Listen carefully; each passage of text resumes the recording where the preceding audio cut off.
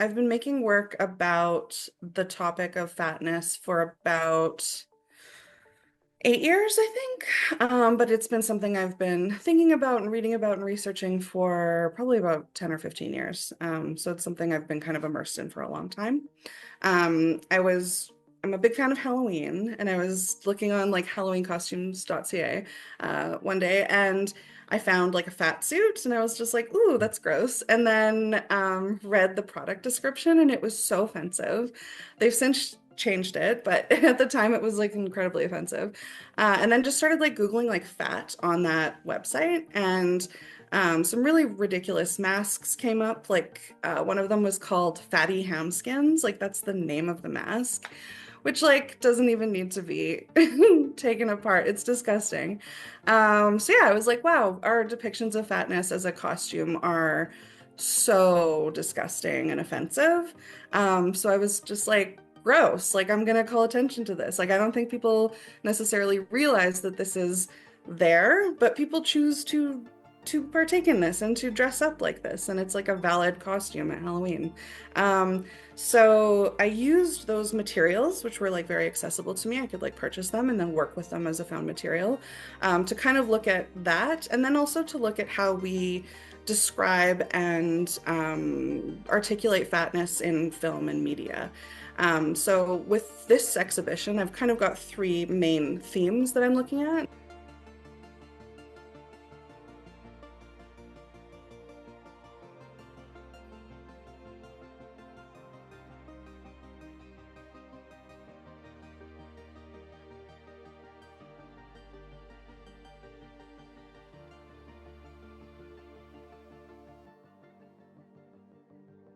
The Whale is, a reference to the film The Whale, that came out a couple of years ago. And that's kind of looking at that really sort of tragic fat figure that's just like, oh my God, they're so pathetic and they're eating themselves to death, that kind of thing.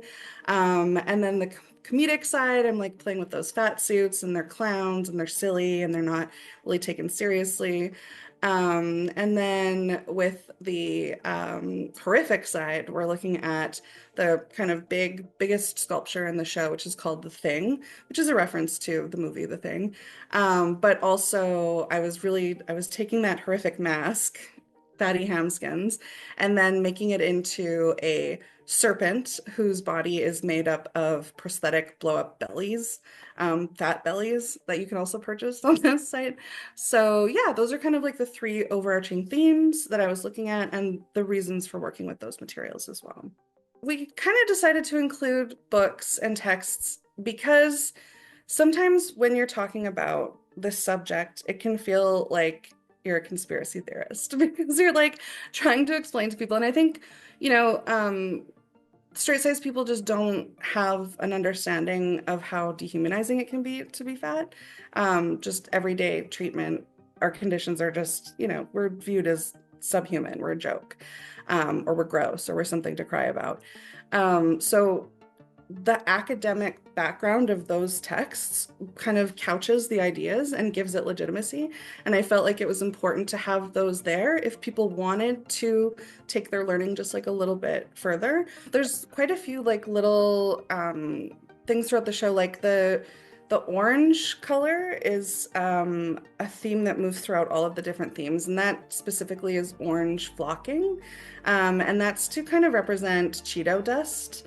And the idea is that, fat people are just constantly eating junk food, which isn't real. But I wanted that there. I wanted that little subtext to be there. And I feel like it's a nice way to bring all of those kind of different themes together and give it some cohesion.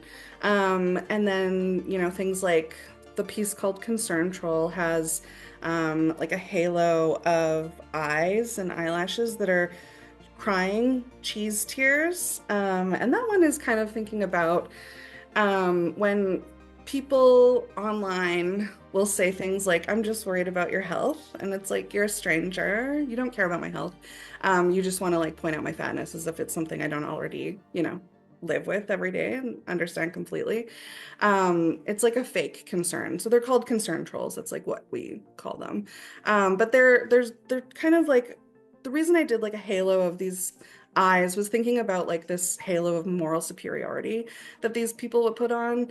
And then these fake tears, they're not real tears. They don't actually care. They're not crying about it. They're just pretending to because they want to be shitty online. So that's kind of like what that piece was about. I'm a huge fan of horror, and my partner really got me into that, and it's been like, wow, so rich. I think for a long time I was just like, ooh, horror, but once I started to watch actual horror films, I was like, oh my God, these are such great ways to critique society. Like these films are doing hard work, and like they need to be taken more seriously. Like, yeah, so films like The Thing. I was also looking at Society. I'm not sure. Okay. It's like Yeah. yeah. So Yeah. right. So I was looking at Scary Stories We Tell in the Dark, just like lots of films that feature fatness. Oh my gosh, Blade. So I was looking at those depictions of, body horror. And I mean, it's also very topical. Like at the opening, so many people referenced The Substance. I really wanted to reference body horror and reference abjection without using the same techniques that films will do to show fatness. So I wanted to take those ideas, and I wanted to take these fat representations of fatness objects and turn them into something else. I didn't want to rely on those same things. Like I didn't want to make like a viscerally gross fat representation. And I also don't really work with depictions of the body that often. Like it's something I try and keep away from, but with this show I obviously did. So I wanted to work really hard to bring that in without relying on the same methods that those films will use to show like abjection around fatness or around the body. So I hope that was successful. That was like what I was going for, but that's why I kind of treated the materials in a different way. Like there's no like drippy gooiness. Things will be morphed together, but it's not in a way that like breaks your brain, like that you can like feel the discomfort of, you're like thinking about The Thing, like when things rip open, or Mm. like in Society when they kind of like mold together, like that's happening more so there, but it's not as, I didn't want it to be like disgusting. I wanted to reference it without putting that onto that. Do you know what I mean? Yeah. Yeah, Yeah. so it's very much there, and I wanted to play with it, but I wanted to do it in a way that didn't reinforce it. So Anna, the curator, had asked me to be in a show at Brew House called Soma Grossa a couple of years ago, and that was a wonderful experience, and we really enjoyed working together.